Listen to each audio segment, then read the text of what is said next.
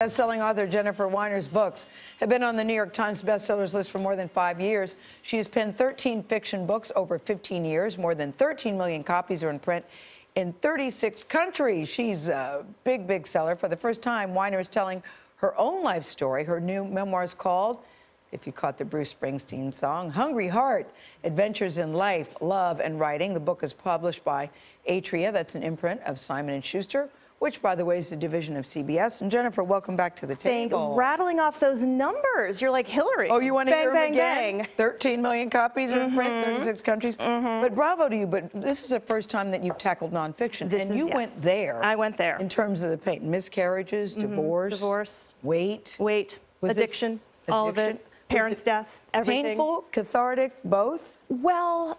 And why? It was scary. I mean, it was because I think that women a lot of times will put the happy face on and will say, it's fine, everything was great, that did, you know, it's all good. And sometimes it's not all good. And sometimes there's, like you said, catharsis in talking about, like, this is how my father died, or I had a pregnancy that ended. I mean, there's, you know, and then when you start telling those stories, you start hearing from people like, that's my story too. Yeah, I understand. You talk about the first time your daughter used the F word. The F word, fat. Fat. Yeah, not the other F one. I think she'd said that a couple times already. But that really cut you though, Jennifer. That hurt you. It did. And I'm thinking, you know, I've been so careful. I've been so good. You know, I don't say that word about myself. I don't talk about bad foods or mommy was naughty last night. She had dessert. Like, I am the most like woke mom about body image stuff. And then my kid is like, I don't like that girl. She's fat. I'm like, what?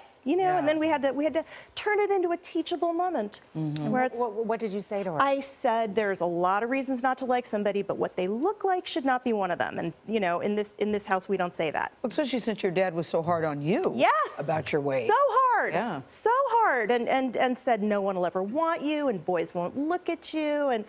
Yeah, and that stays with you. Yeah. And I've, you know, now that the books are out in the world, I'm hearing from many women who heard similar stuff. Did you have a lot of friends when you were growing up? What do you think?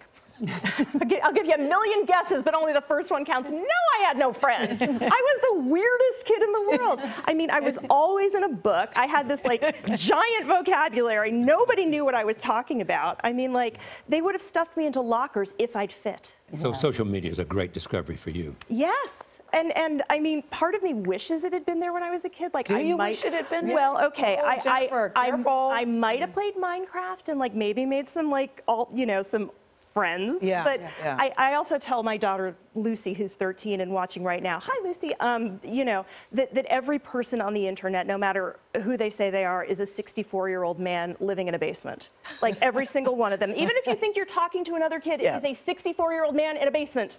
But you've gotten yourself in trouble on social media. Well, I wouldn't say trouble. I'd say opportunities for growth. That is definitely one way. But you know, there's I just have to Google your name, and up comes on your recent. You know, you were critical of Oprah for not picking you to be part of her book club. I was disappointed. I was sad. I mean, everybody wants that fairy dust sprinkled on their book, and it was a little difficult when you write a frank, funny, candid memoir about motherhood and marriage, and then Oprah picks someone else's frank, funny memoir about motherhood and marriage. So yeah, you know, and I had a moment. Something to do with you rather than the actual content of your novel.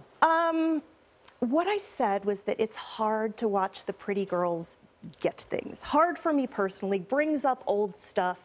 And that's a story, I mean, what I heard from my friends on Facebook is that, you know, that resonated with them a lot, that you carry those disappointments with you. And, you know, am I sorry I said it? Absolutely. Did I apologize? Absolutely. But you know what, like, I'm human. I screw up. Yeah, I fall down. I claw my way back to the top. Jennifer, I'm going to assume you had a bad day. I have to recuse myself from any negative comments about Oprah. Well, and I have to recuse myself. As should we all. But let me ask you this: your husband Bill, because you talk about your divorce, you have one of the best divorces. Indeed, I do. And you've got a new husband in the green room. Hello, Bill, in the green room. 2.0.